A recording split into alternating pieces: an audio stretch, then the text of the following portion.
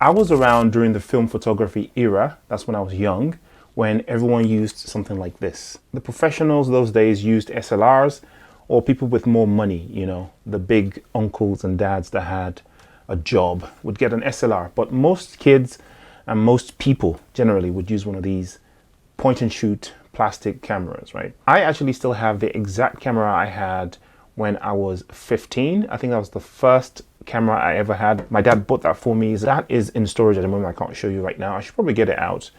But eventually we all used something like this, and that was the form factor. And at some point we transitioned into digital. So when the transition was happening, the high-end SLRs were transiting into the DSLRs, which were even more expensive than the SLRs. So obviously we couldn't afford. For the everyday people that used this sort of stuff, we got this sort of stuff. Okay, this is a digicam. And as it happens, these cameras are coming back. So I thought I'll use this opportunity to tell the story of how I got this camera, which was my first ever digital camera. Well, I lie. It was my second ever digital camera. But my first ever digital camera I had for 1 hour. I bought it from Argos back like 22 years ago. And I used it briefly for about an hour, like I said, and it absolutely burnt through the 2 AA batteries that I had to put in there. So I figured, well, 2 AA batteries for 1 hour, that's way more expensive than film.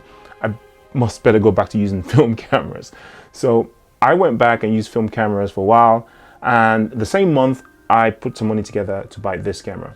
Again, it wasn't actually this camera that I bought. I bought one was slightly less powerful than this one. It was a 1.3 megapixel camera, but the people at Argos gave me this in the box instead, which wasn't the camera that I actually ordered. When I got home and I opened it and I looked at the specifications, I was like, well, this camera was 3 times the price of the one I bought.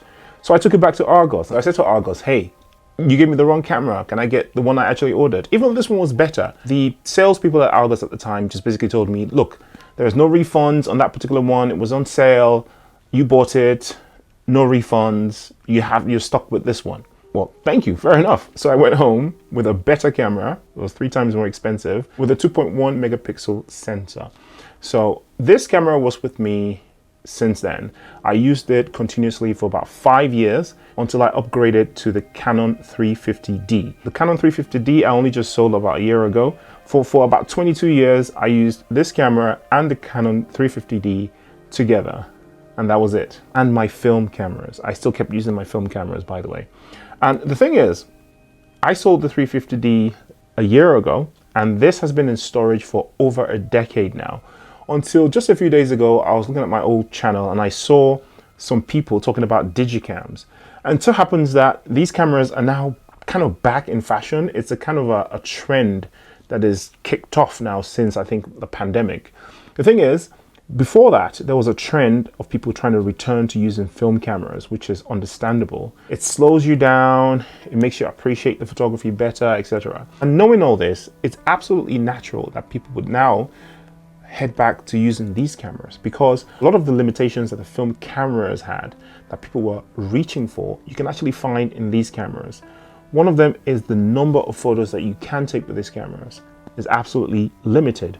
Considering that this camera actually took a compact flash card, the card that I had was a whopping 64 megabit card, which could take about 24 photos in high quality and about 30 to 36 photos in medium quality, which kind of reminds you of the limitations of using film, right?